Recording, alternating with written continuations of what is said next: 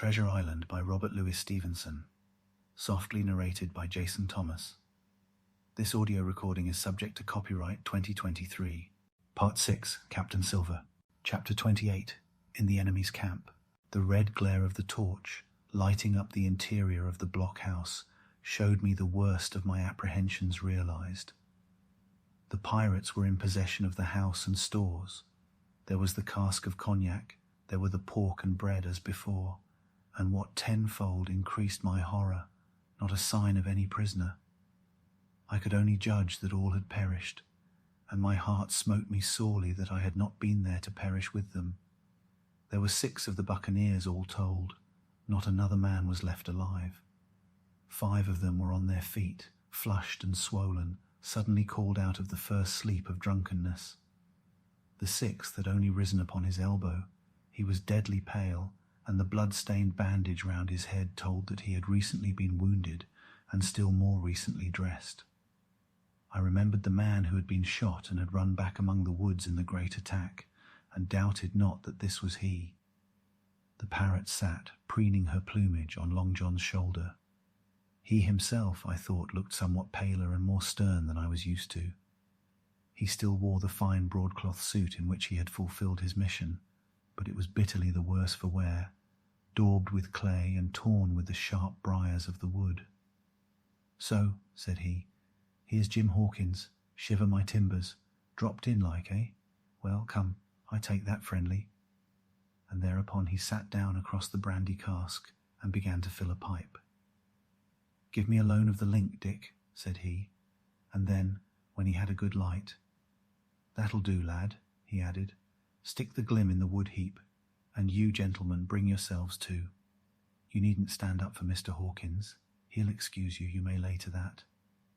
And so, Jim," stopping the tobacco, "here you were, and quite a pleasant surprise for poor old John. I see you were smart when first I set my eyes on you, but this here gets away from me clean, it do." To all this, as may be well supposed, I made no answer. They had set me with my back against the wall, and I stood there, looking Silver in the face, pluckily enough, I hope, to all outward appearance, but with black despair in my heart. Silver took a whiff or two of his pipe with great composure, and then ran on again. "Now you see, Jim, so be as you are here," says he. "I'll give you a piece of my mind. I've always liked you, I have, for a lad of spirit, and the picture of my own self when I was young and handsome. I always wanted you to join and take your share, and die a gentleman, and now, my cock, you've got to. Captain Smollett's a fine seaman, as I'll own up to any day, but stiff on discipline. Duty is duty," says he, "and right he is. Just you keep clear of the cap'n. The doctor himself is gone dead again, you ungrateful scamp," was what he said. "And the short and the long of the whole story is about here. You can't go back to your own lot, for they won't have you, and without you start a 3rd ship's company all by yourself, which might be lonely. You'll have to join with Captain Silver." So far so good.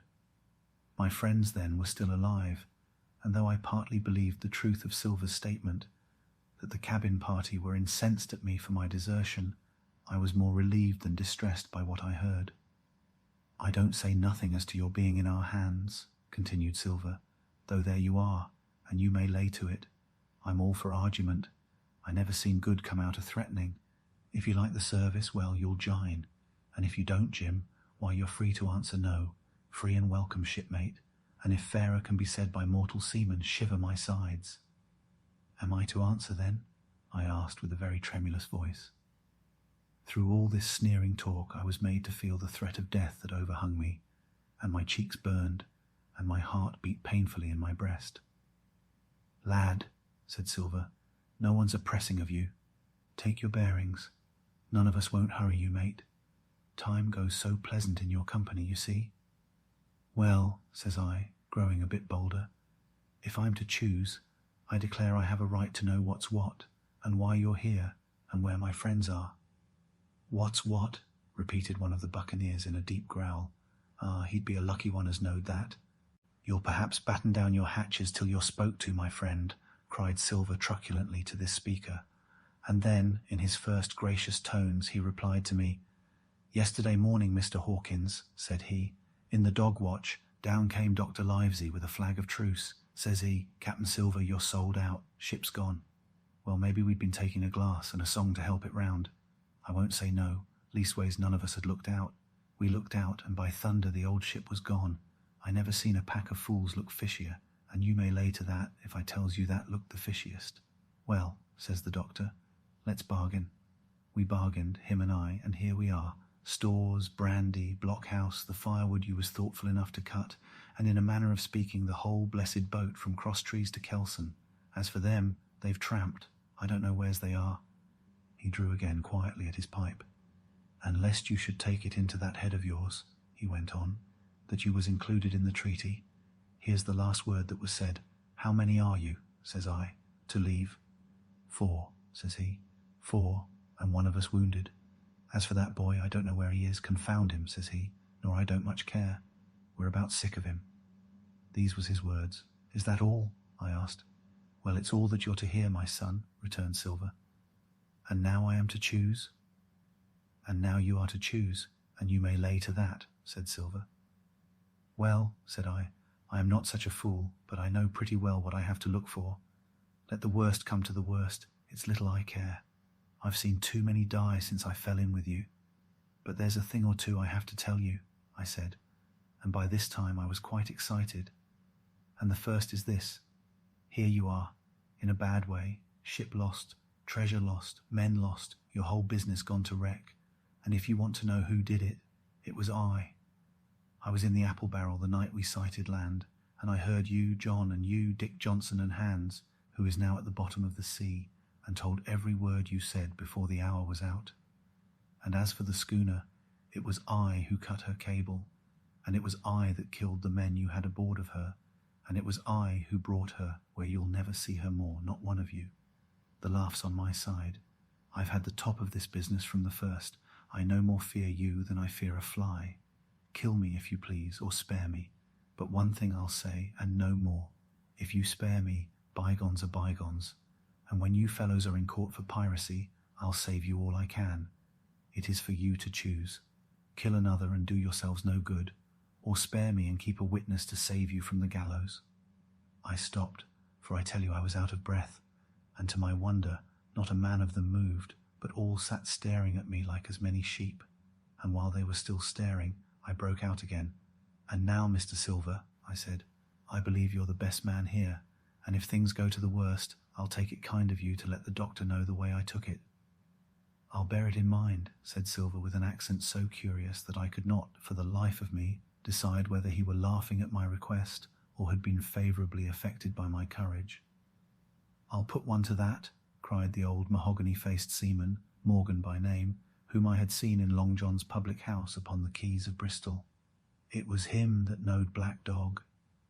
"Well, and see here," added the sea cook, "I'll put another again to that, by thunder, for it was this same boy that faked the chart from Billy Bones. First and last we've split upon Jim Hawkins." "Then here goes," said Morgan with an oath, and he sprang up, drawing his knife as if he had been 20. "Avast there," cried Silver. "Who are you, Tom Morgan? Maybe you thought you was captain here, perhaps. By the powers, but I'll teach you better. Cross me, and you'll go where many a good man's gone before you, first and last, these 30 year back, some to the yard arm, shiver my timbers, and some by the board, and all to feed the fishes. There's never a man looked me between the eyes, and seen a good day arterwards, Tom Morgan. You may lay to that." Morgan paused, but a hoarse murmur rose from the others. "Tom's right," said one. "I stood hazing long enough from one," added another. "I'll be hanged if I'll be hazed by you, John Silver." "Did any of you gentlemen want to have it out with me?" roared Silver, bending far forward from his position on the keg, with his pipe still glowing in his right hand. "Put a name on what you're at. You ain't dumb, I reckon. Him that wants shall get it.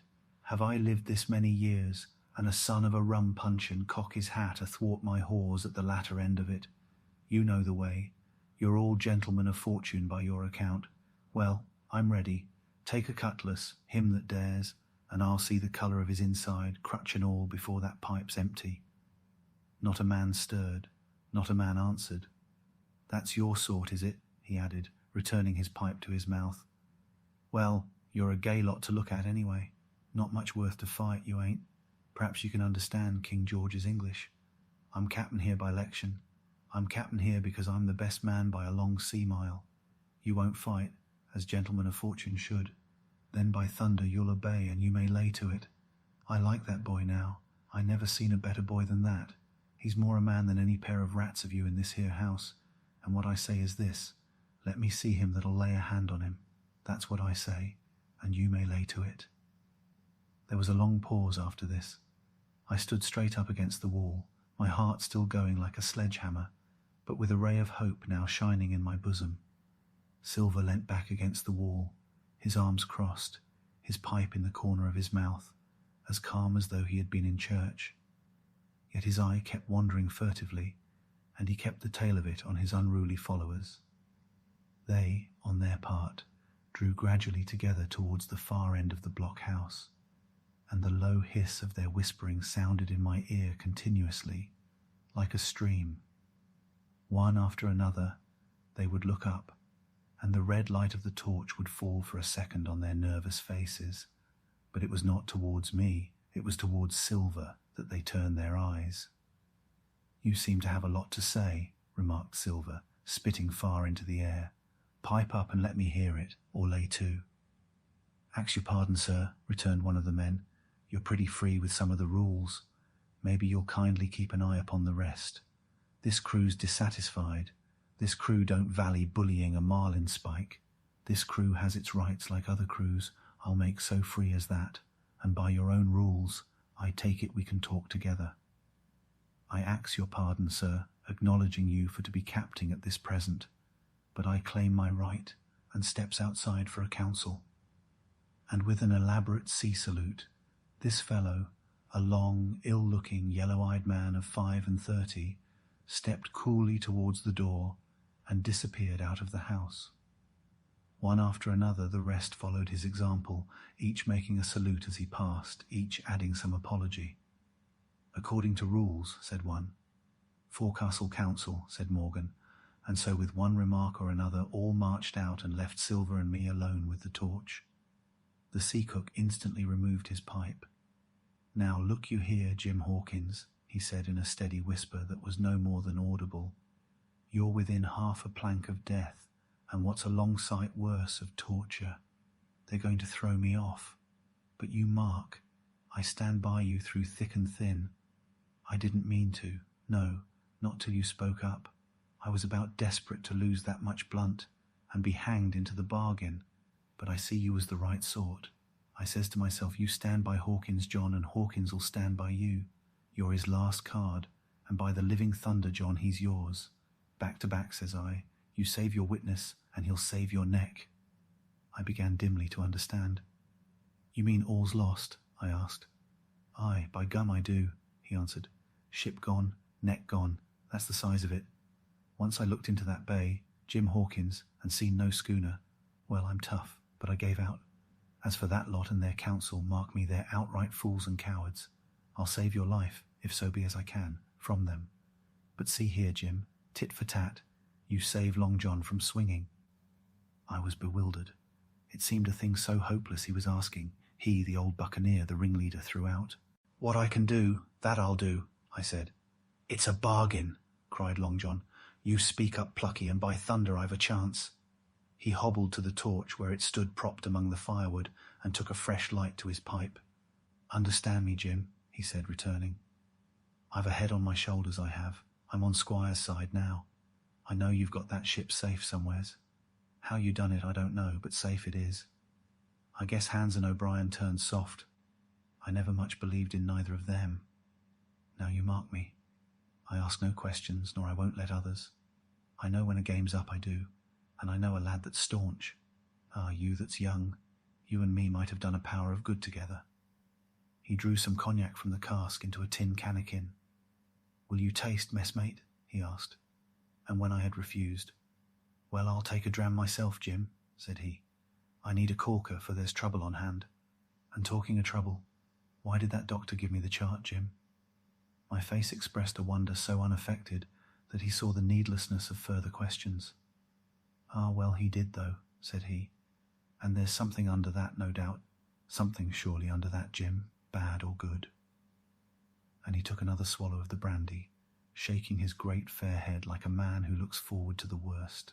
If you have enjoyed this recording, then please give us a like and subscribe.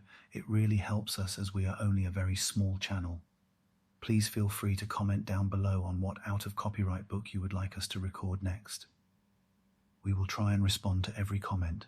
A new chapter is uploaded every 24 hours, so the next chapter may already be available for your listening pleasure.